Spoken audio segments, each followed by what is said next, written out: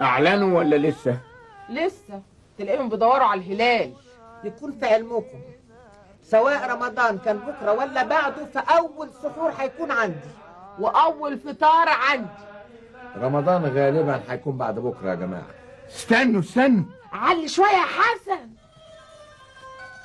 فإننا نزف إلى المواطنين بشرى بدء الشهر الفضيل، وعلى ذلك يكون الصيام باكر بإذن الله. اما اقوم بقى علشان السحور. لا انا قلت السحور عندي انا عندي حاجات فايضه هجيبها برضه تساعد.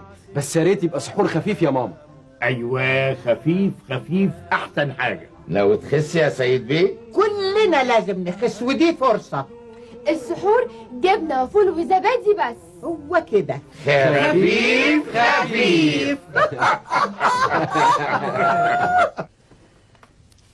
اهم حاجه في السحور الفول، هو ده مسمار البطن. والزبادي انا بفضل اتسحر زبادي وبس، بيطري على القلب طول النهار. ليلى لازم تاكلي حبيبتي. ماليش نفسي يا ماما. بجد بر نفسك، انت صبحه صايمه.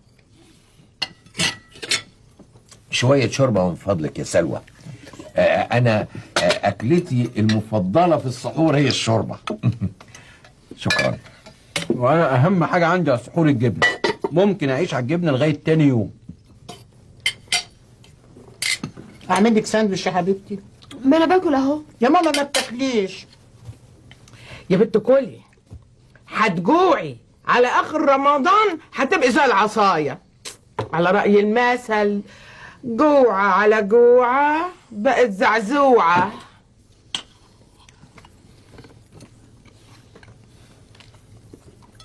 الحمد لله. شبعت كده؟ ما انت عارفاني احب ابقى خفيف.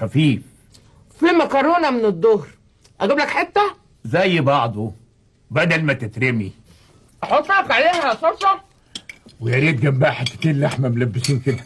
طب ما الطبق قدامك اهو، خد منه زي ما انت عايز. يا سلام، مكرونه شكلها حلو قوي يفتح النفس. هات طبقك انا احط لك. كمال الله، ما تسيبيه الراجل صابح صايم. حسن انت هتتسحر جبنه بس يا ابني؟ خفيف. طب انا عندي فراخ عاملاها الظهر، تاخد واحده؟ ما يضرش. تعجبني، خد.